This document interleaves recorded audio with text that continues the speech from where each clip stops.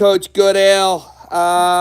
Wish we could be talking in the tunnel in Minneapolis right now, but you know what? These are the cards we were dealt, my man, and we're gonna take the cards we're dealt, and we're gonna talk about how we're gonna get through this, man. How we're gonna make it work, and how you're gonna get kids better. But where were you when you heard the announcement that they were gonna cancel you guys' tournament for the NCAAs? We were actually we were in practice.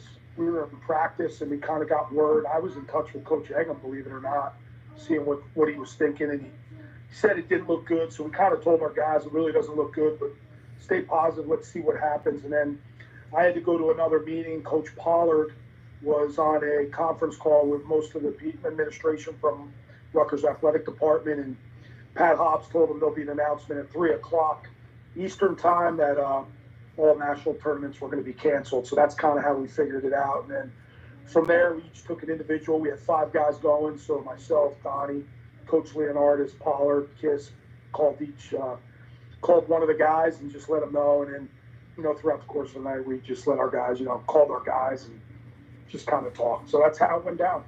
Who were all your qualifiers, Coach Goodale? Nick Aguilar, 125-pounder. Sammy Alvarez, 33. Mikey Van Brill, 57.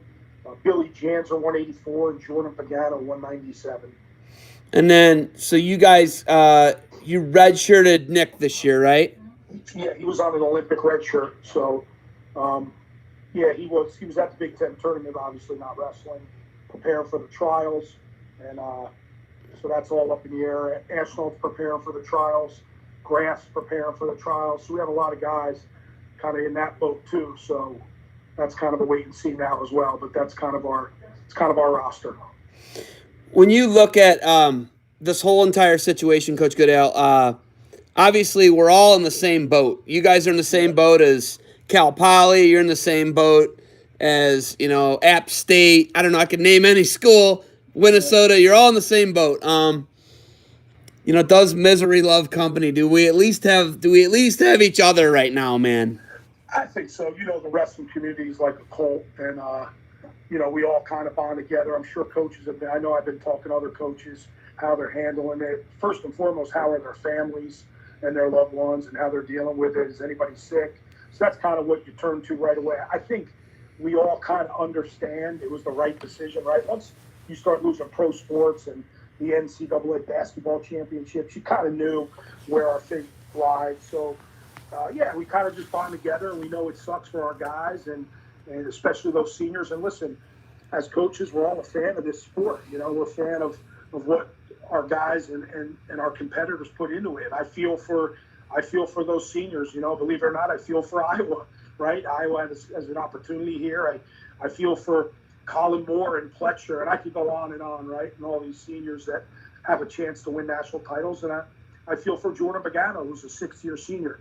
You don't know what's going to happen. Are they going to get another year? Are they not going to get another year? So you just think of they lost this opportunity to compete on the biggest stage. And and I know anything can happen at this tournament. So maybe you're not a favorite going into the tournament, but you have an opportunity to be an All-American and national champion. Crazy things happen there. So everybody has a shot, and you feel for all the guys. In 2018, I think we saw for Rutgers anything can happen at 133 pounds, didn't we? Yeah, no doubt. Yeah. Right? I mean, he pinned DeSanto, or did he pin him or take him down in overtime? What was it? He took him down in overtime. Took him down in overtime. That's what it was. Yep. And it was wild. It was wild. I was like, this is crazy. That's the stuff we love to see, though. And I don't think 133 pounds, I don't think anyone would wrestle your guy. Nobody wants to wrestle Alvarez at 133. Could you agree with that? Yeah. I don't want to wrestle him. Yeah. He's a tough out, and he was we thought he was in a really, really good spot. And, we were really high on what he was going to do in this tournament. He was fired up for the tournament. He had a pretty good Big Ten tournament, and he's close. And he's not quite there yet, but, another week and a half. And he's a student of the sport and loves the sport. And Sammy gets into those big-time matchups. So we were excited where he was at on the bracket sheet, and, thought he was going to do some pretty good things come the tournament. Ferd's going to help me. Ferd's going to help me co-interview here, right here, Coach. So I don't know if he's really going to do much except for sit there and look cute. But I watched this match with Gross. Was that a console match? Yeah, it was a wrestleback semi. Yeah, so it's Conti Semi. It was a barn burner. A barn burner. Yeah, and it was cool too because our fans really got into it. Sammy got extremely dangerous. Gross made some really good in-match adjustments. He really just stopped shooting, which kind of was a smart thing to do because Sammy won all the scrambles. But it was cool, man. You had the crowd, you had the RAC crowd really into that bout. It was fun. It was exciting, and Sammy's right there. He knew he would be right there. So it was a pretty neat atmosphere and good for him. Yeah, and I just look at the momentum you guys had. You guys had some momentum. Obviously, if you look at last year, we know your program's got momentum. You know what I mean? Like, anybody who knows anything about Rutgers wrestling knows you guys got momentum. Yeah, there's a lot of juice behind it right now, and there's a lot of good things happening, and it's cool because we wrestled 6 freshmen this year in our starting lineup for the most part. 3 of them made the national tournament. These guys want to come to Rutgers now. They want to wrestle right away, and it's because they're seeing the block bar year in and year out on a big stage, and it's exciting. It's exciting. They're fired up, and I think that's probably why we had all these guys go. We had all these freshmen wanted to go right away, and the future's bright. So we'll try to continue. I mean, it was a tough year. There's no question about it, having those guys in the lineup, but they learned, they got better, and we're going to be better for it in the future. You look at what we don't know what you got coming back next year. You don't know what you got coming back next year. You're saying you got a 6-year guy. We're looking at a bunch of potential 7th-year guys. Although I'm seeing reports, different mixed reports. How would you feel about a 6th and a 7th year for some of these guys, Coach Goodale? I don't know, man. There's so many logistics to it. I'm just thinking about how do you handle the scholarship money? How do you handle the waivers? Are you allowed to go over 9.9?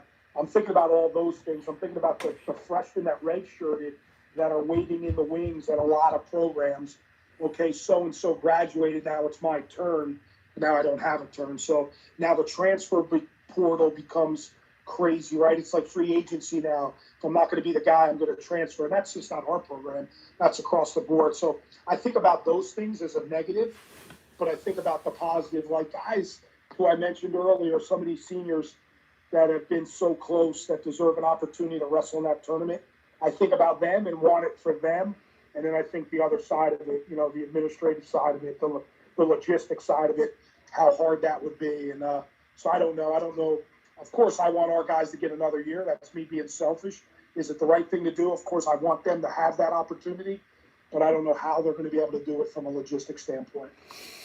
Jersey got to have their state tournament, obviously one of the best state tournaments in the country. Yeah. Ohio doesn't get to have theirs. They had this, we had this crazy late start. That affects recruiting for the Ohio kids. It probably affects recruiting for you. I know that guys like Virginia Tech was sending guys to the tournament. Cody Brewer was coming. And then it turned into a situation where he probably couldn't come now because it was only family, and then the tournament gets canceled out. Well, hold on. Postponed. They're still hanging on like they're gonna have it. But I know. But you've had Ohio guys on the team. You got Ohio guys coming. Yep. And I think that's validation for you. When a tournament like that gets canceled, that affects recruiting for you. Is there any doubt in your mind? Yeah, there's no question about it. That's a major tournament for our program to go and recruit. It's the one tournament that falls on the weekend between the Big Tens and the national tournament. I look forward to going out there when I can every single time. And it's great wrestling. Right? It's one of the best state tournaments. It's hard as heck to follow with the 3 divisions. Hey, don't get me started. Don't get me started. I know. You triggered me. Come on. Kills me too, man. You get right down to it, man. They're some of the best wrestling in the country, obviously. And nowadays you're fortunate enough you're able to see these guys on a national level. And I think that's why the Ironman's so important to us as well, to be out there in Ohio. So obviously it's one of the best wrestling states in the country. We'll continue to recruit it. I feel bad for those guys. I feel bad for the guy we have coming to Rutgers. We had an opportunity to win a state title, and I thought he was going to do it and wasn't able to. So I think about that stuff quite a bit. Dead period. I'm talking to all these other coaches. Nobody knows what to do with themselves right now. John Hange doesn't know what to do with himself right now. Yep. Nick Badleon, all these guys I talked to, Andersey, Greenlee, Josh Moore. Nobody knows what to do with themselves right now. Tervel is literally the only guy I know that knows what to do with himself right now because he was at Pan Am's coaching Desi. Yeah. So that was the only guy I've talked to who wasn't losing his mind yet. What are you doing to fill this time right now? How does this dead period going to affect not just you but everybody else? Yeah, I don't know. I mean, for me personally, I mean, it's only been a week, right? So I'm kind of trying. I'm trying to enjoy it, spending a whole heck of a lot of family time right now. I'm spending a lot of time reading. Uh, I'm doing some things I haven't done before because there's not much I can do. From a recruiting standpoint, you're still able to call guys and text guys, but you're dying to get them to campus. You're dying to get them to campus because that could be. There's still some seniors out there that don't have a home, and I'm dying them to get into that new facility so they're able to watch, see it and look at it, and because I think for us that could be the difference. So it's a tough time right now, not being able to get these guys up the next couple of weeks, and you don't have the national tournament, the NHCSA, you don't have that tournament. High school nationals is a big recruiting ground, so it's hard. But I'm spending, I'm getting some good time with my family right now. I got a son who's in high school, who's training for a senior year, and I got a wife who's a school teacher. She's doing everything online, a guidance counselor actually.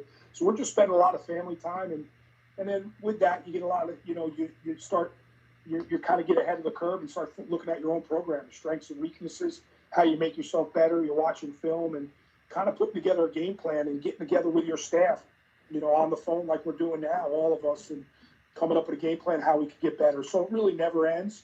But I am trying to spend some time with the family right now. For me, it's really, really important just to sit back and relax a little bit. But there's still an arms race to get these seniors, and that's kind of where we're at. And April 15th, we'll be able to do it. Zach Goodale, right? Yeah. Star wideout, Zach Goodale. Correct? I don't know if he's a star. He's pretty good. But they're recruiting him in D1. He's getting recruited in D1 and some of the what was 1AA. What do they call 1AA now? I forget. FCS. The football college subdivision, right? So he's getting recruited by FCS, and I think I saw, is Rutgers recruiting him? Yeah, they are. Yeah, Rutgers is recruiting him. So I think they probably know he can go there for free. So they won't. But no, he's a good player, and he's got a great relationship with Coach Yano and Nunzio, who was the interim head coach for a while there, and Coach Panagos. So those guys have been really, really good to Zach, and I think that's kind of where he would love to be, but we just got to figure out what best fits for him. So, I'm on the other side of this whole recruiting thing, and he's got some really, really good options, and he's into it and trains really, really hard. And, this week has been a lot of training. There's, wake up, we're lifting weights. Wake up, we're going for runs. For me, I'm doing a little bit more sauna. And so it's been good. It's been good to spend some time with him, and, you're stuck in a house with him, so there's a lot of button heads as well. So that's also pretty good. Montclair State, I want to say, is one that I saw might have offered him, right? Was that one? No, they're not even. They're not part of. Who was it? Who are the ones that have offered him? Monmouth. Yeah, he's been to Monmouth on a junior day. Okay. On a junior day. Delaware's been in. UPenn's been in. Villanova's been in. He's a UPenn guy? They've been in the school to see him. I don't know if he's an Ivy League type kid. Does he have the grades for Ivy League though? He's a good student. He's not. He's a good student. He's solid. I love talking about it because normally all we're talking about is wrestling. Not gonna talk. And do you have any other kids, or is it just Zach? My daughter actually is on the dance team at Rutgers. She dances for the basketball program. Oh, okay. In the football program, so it kind of stinks. Who knows if she gets an opportunity maybe to get on the road if they make the national tournament, and that obviously got cut short. So she was in the thick of all those home games, and it was exciting for Rutgers basketball. First time they were going to make the tournament, I believe, since 1991. Are you serious? Yeah.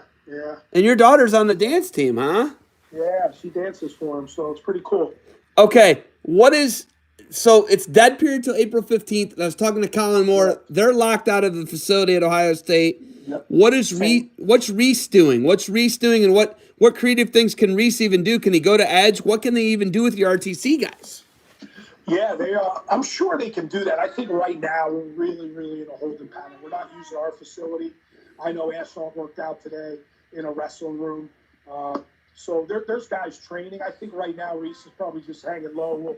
I would assume we pick it up, but there's no – your training, it kind of changes, right? Because you're preparing for the trials, and you're 2 weeks out from the trials. Now that gets pushed back. So your training kind of slows a little bit.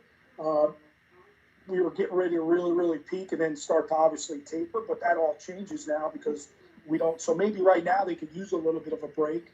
And that's kind of where we're at, with Downey and Graff and Ashnault and Bryce and all those guys. A little bit of a break, and then we just got to get a date on. I think that's probably the most frustrating thing. We don't know when they're going to be able to wrestle. And just speaking with Anthony, he just wants to know when so he could start the training the right way again. So that's just kind of where we're at, and we'll go from there. So I'm hearing 2022 potentially for a makeup date. I'm just telling you what I've heard. 2022 is a potential makeup for the Olympics, and you've got a lot of Olympic hopefuls, and you're going to keep drawing in. Your RTCs all continue to grow, and RTCs are contingent upon drawing younger, better recruits. Yep. Tell me how your RTC actually works, because it's a split between you guys and Princeton, right?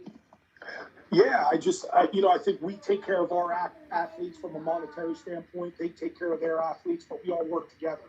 So, basically we have 6-7 guys in the program. We're paying for 3 of them, so that obviously helps. And it's two programs within 20 minutes of each other, and we're able to do some unique things. But for the most part, it's just getting a bunch of guys together who have these Olympic aspirations and world team aspirations, and they're all at a pretty high level. And I think Reese, having the name he has, he's turned out to be a pretty darn good coach, and he's had success with our guys, with Pat, with Nate Jackson, with Tyler Graff, and even Anthony was on the ladder. He was on that one of the top 3 guys. So it's worked out. When Kolodzik was on an Olympic red shirt, he was in our room quite a bit. We never shied away from, for example, Anthony and Kolodzik wrestling all last summer, even though they were going to have to compete against each other in a duel and in the national semi, as it turns out. We never shied away from wrestling with those guys. They don't shy away from wrestling with us. So it's worked out. It's been a good partnership. We got to continue to bring in the best guys. I think we're on some really, really good guys that are on the ladder right now that, might want to come to Jersey and train, and hopefully that comes out sooner rather than later. Again, a lot of it's about money, but I think we're in a good spot. The NJRTC now, from a fundraising standpoint, we can attract these guys. So that's kind of what we're doing now. And at the end of the day, we want to put guys on. It was awesome having 2 guys on the world team. That was really, really cool.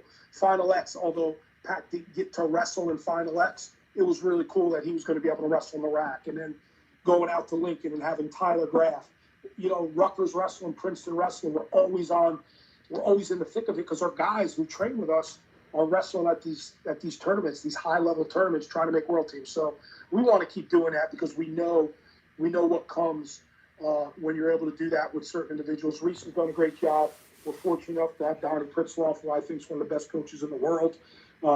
So we have a really, really good training situation for sure. Sean Bormet said, about Cliff Keen Wrestling Club. He says it's like a whole nother full-time job for him. Yep. You're splitting that duties with another head coach and another coaching staff. So you're getting half of what Sean's having to do. But how much fundraising is it for you? It's got to be so much fundraising. You know what? It's not it is. Our committee, before we started the NJRTC, not to make this a long, drawn-out story, we had a Scarlet Knight Wrestling Club. So we had 12 to 15 guys on a committee, and their sole purpose was to fundraise for us and put together these, whether it's a golf outing, a fishing trip, a dinner, meet the coaches night, meet the athletes, whatever we were doing, we were raising money. So that never stopped. We just got Princeton on board with doing some of the things we were doing, and then our money really kind of started to double. Now, we're still in charge of raising money. We still got to pay our director of wrestling operations, our recruiting coordinator, Kyle Kiss, our volunteer coach, Tyler Graff. And we still got to pay those guys along with our athletes. So fundraising never really, really stops. I get where Sean's coming from. If we didn't have Reese, it's going to be Donnie Pritzloff. And now that becomes the NJRTC now becomes Donnie Pritzloff's baby along with Rutgers Wrestling. That's a hard thing to do. And that's what really attracted us to it. I don't know if we'll continue to go this route. I would like to think we will, but you never know, right? You never know with the economy, with the athletes, who you have. So I can only imagine what Bromet's going through, because it's a full-time job. It's a hard thing to do. You got to manage a lot of different people. And at the end of the day, we're coaches. So we still want to have we still want to be a part of Anthony Ashnall's career. We still want to be a part of Tyler Graff's career. So even though I'm worried about Sammy Alvarez, yeah, deep down, I'm worried about Anthony Ashnall and those guys and how they're getting ready for the Pan Ams or whatever tournament they're going to. So I can imagine what he goes through that way, and we're fortunate enough where we have a bunch of different guys working together on it. So it's a good situation. It's also a situation where, like Sebastian Rivera, he could come back to New Jersey and train for you guys because he is a Jersey guy. First off, can I just tell you that all my buddies from Jersey have the New Jersey thing on loop? I think Artie and Ramadani has the New Jersey. He's got that on loop, dude. That's his ringtone when anyone calls him, I think. I know. But, you think about a thing like that, and that's a guy who he's in the situation like all the Michigan guys where he's competing. He's not trying to get on the USA team, but he can make the Olympics because he's Puerto Rico, right? Is he Puerto Rico? Yeah, Puerto Rico. Yeah. I mean, look at it, right? Yep. So he's in a better situation to be at the Olympic Games. Yeah. Where if you look at, obviously, Micic and, what is it? 174 pounder. Abinator for Lebanon, and then Amin, right? Amin, right? Yep. The Amin brothers both, but obviously those two guys are qualified for the Olympics. Amin and Micic, right? So that puts you guys in a better situation. You know what I mean? Like, yeah. But I don't know what that. I can't speak for that guy, but I'm just saying that's a possibility, right? You get what I'm saying? Guys that wrestled their high school career here, and they go away to other schools, and there's a lot of them. There's a lot of them. Who knows? One day, listen. Virginia Tech doesn't want to lose their guy. It's 165. He's a Jersey guy. If he ever wants to come back in an RTC role, Dave McFadden will graduate. If he ever wants to come back, there's an option here now. Or RTC, Miles Martin, right? Yeah. Great situation in the Ohio RTC. James Green. Yeah, James Green. I'm just saying. Yeah. Right? I mean. And they decide to stay Lincoln. Yeah. And we absolutely have an option for him now. And that's all we ever wanted to do, was have an option. We have Ethan Ramos, who's representing Puerto Rico as well, who's wrestled in the Pan Ams and, has done all that. So he's training with us. So we have a bunch of different guys right now. It's a pretty good training atmosphere. And we're open for anybody, as long as we can afford them. And that's the biggest thing, being able to afford them. Coach, you guys, you're split the RTC with Princeton. How weird is that duel? How weird is that duel every year? It's so competitive, but is it weird? You know what, man? We try to beat the heck out of them, but there is a lot of respect. We try to beat them every single. They beat us this year. That was hard. They stinking Kaladzik gets pulled out of red shirt to beat Cornell, right? They beat Cornell for the first time in 60 years, but they pull him out of an Olympic red shirt, and then he pins our guy to win the duel. So that was the difference. And I respect those guys because I see them train. I know how hard they train. I know how hard that staff has worked. Chris and I really came in together, I think, 13 years ago. And we kind of argue who was worse, that first year. But, I think both programs have come a long way. We want to win that duel. It's a trophy duel. We wrestle for a trophy. There's a lot of pride behind it. It's an extremely exciting crowd. People are fired up for that match. Jersey's fired up for that match. But at the end of the day, we respect them. They do a great job. They were getting ready to have a banner year. I know they were all set up at 25, 57, 49, 97. I have a lot of respect for them. We want to win that match. Make no mistake about it. That's a big-time duel for us, and we're trying to win it every time. If there's a guy we can make an argument for, and I get the Pletcher, I get Colin Moore, I get all, Mark Paul, I get all those other guys. I get it, right? I get that this is horrible for those guys. But if there's one guy we can make the argument for to give another year, would you agree it would probably be Kaladzik? Yeah. Come on, man. Come on, man. I'm All-American, and he's right there, yeah. And the circumstance was February 1st. February 1st. February 1st. Right? He wrestled in an open tournament February 1st. Matches. Just crazy, right? Like, come on. That one, and he's an Ohio guy, and I think he's a Jersey guy now, but he's an Ohio guy, He takes summer classes at Rutgers. So you said it, not me. You brought it up, not me. Coach, where do I just got off the call with Joey Simcoe. He's the head coach at Tiffin University. They're an NCAA Division II team. Jim Anderson touched on it, and I just want to ask you. I don't think this affects you guys. You're in the Big Ten. You're a flagship university of the state of New Jersey. You are what Ohio State is to Ohio. You are what Michigan and Michigan State are to Michigan. Penn State to Pennsylvania. Rutgers is, you are New Jersey. I don't think that this financially is going to kill you guys. But financially, how is this going to affect the playing field? How is this going to affect everyone? Is it actually going to affect you? No, I don't think it will. And that's kind of,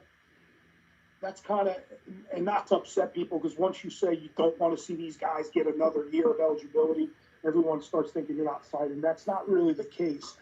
But we're fortunate enough. We're a fully funded program. We're fully funded. We get everything. It's a Big Ten university. I feel for the smaller schools. I think about my alma mater. I think about Lock Haven. I think about Clarion and Bloomsburg. All those the smaller schools that aren't fully funded yet, that still aren't fully funded. And I personally feel it's not a level playing field from the get-go.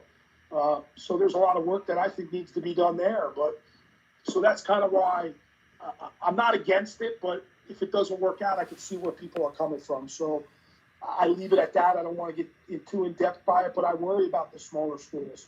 I worry about if they'll be able to keep up. If everybody's allowed to get all their loaded guns back and you're allowed to go over 9-9, and some schools will now have 14 scholarships for a couple more years. Is that even fair to the smaller schools of the world? So that's kind of where my thought process went right away. And again, I would love to see my guys get another year. That's me being selfish. I would love to see some of the best seniors that have ever wrestled in the NCAA get another year. And I would love to see some of those guys that are chasing it out, like Matt Kolodzik and Colin Moore and Pletcher. I want to see them wrestle. But at the end of the day, I want what's fair for, I guess it's 80 programs now. I want what's fair for all 80 programs. And that's all about college wrestling. And that's just where I'm at with it. Okay. I guess Andracy and Coach Simcoe were talking about the devastation it does to the university and the entire athletic program. Enrollment. There's going to be people not going to be able to send their kids to school because of this now. I don't, and your wife's in education. Is she public education? Yeah. Yeah, so I'm public education. When I started teaching, I am too. But when I started public education, Coach, I was done at 53. I started at 23. We were 30 and out. With 2008, 2009, that added 6.5 more years so I can get to like a Roth IRA 59.5 age, right? To be able to live off that money. Well, what's this going to do to me now? It's going to push me to 65 probably. 65. Right? Probably. So if you look at this, is that financial, are you guys going to see a hit in enrollment? Are you guys going to see a hit? Are you, No. You're not gonna, right?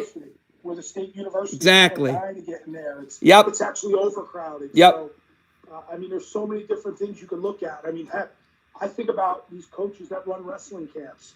I'll always be able to run or die to get in there. But, the small schools are going to get hit with it. You're not going to be able to send your kids to school. So, we'll see that, later on down the road. But I'm sure schools are going to get hurt by it. No question. All right, Coach. I know you got stuff. Well, I don't know. Do you have stuff to do? What are you doing? What are you doing? I'll probably watch the rerun of the national tournament last year just to feel good about myself. So that's what I'll be doing all week. And we're gonna play a board game. Check this out. You see this board game? Oh, I know that. Yeah, I grew up during that. I know that. Yeah. We'll compete. My son and my wife and I will compete. My daughter's not even home.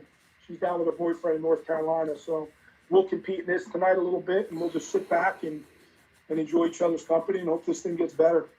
Awesome, man. I gotta say thank you so much last year after one of your guys won. I don't know. I think it was Anthony.